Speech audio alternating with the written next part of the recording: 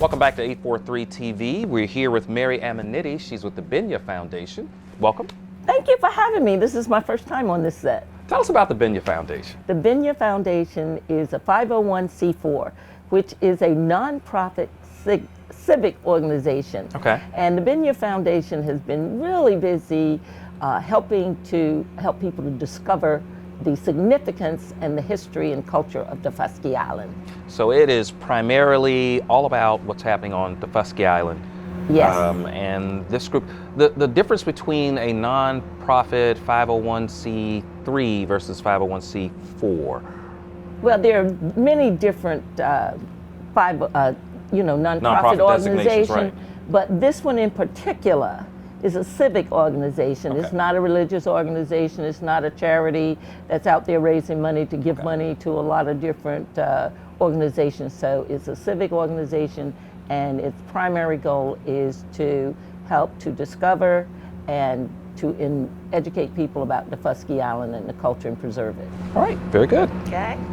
Mary, I understand that the Fuski Island has some big events on the horizon, such as the Marsh Tacky horse races. Mm-hmm. What can you tell us about this event?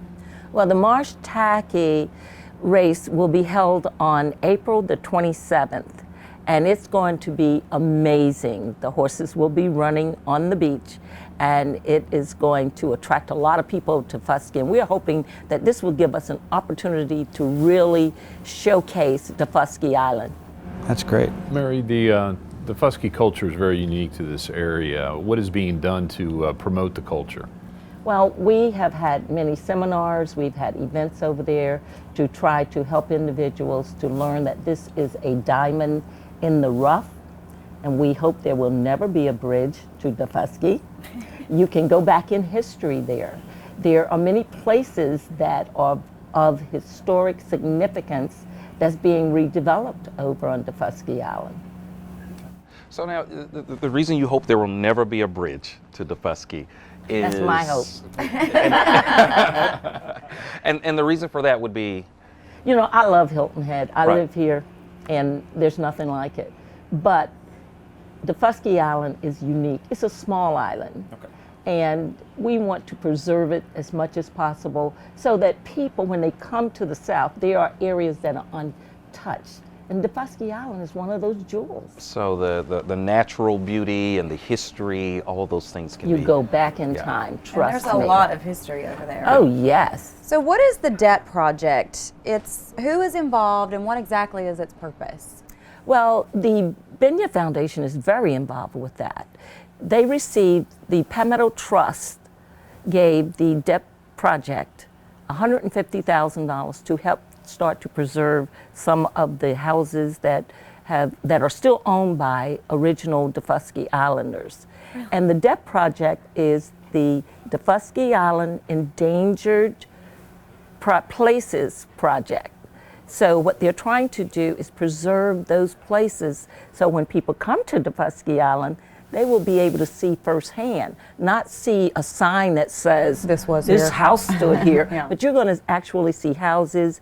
You're going to see the remnants of the slave quarters that are there, the houses that the slaves were housed in. There are several of those ruins over there now. So they're still standing? Oh yes, they're still standing. Well, I think that's a huge misconception, because when I only been down here, it's going on 7 years now, I thought there were just new big plantations and golf courses, and I thought it was kind of like that over there, when really there are some of that over there. Oh yes. But the roots of the island, so to speak, are still all of the historical landmarks that go way back into slave days. Oh yes, absolutely. You can pull up and you can see it right then and there, right there staring you in the face. There are remnants of the slave quarters that are right there on the water. That's interesting.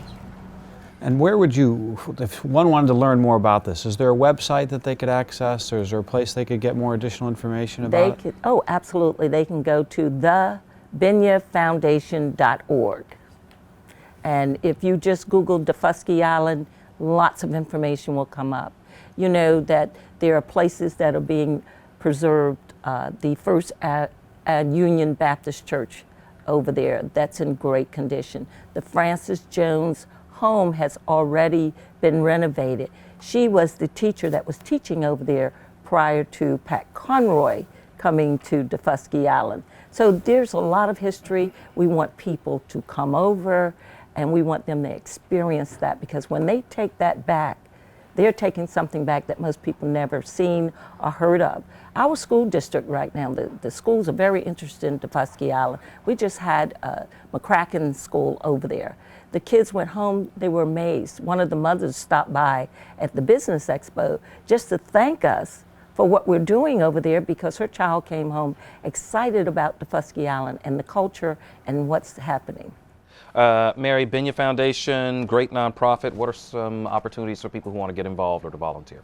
I am asking all 4 of you right now to become volunteers for the Fuski Island Foundation. I'm going to say it right here on national TV. Because once it hits the internet, it becomes international. We need volunteers. We want to train docents that will be able to give the tours.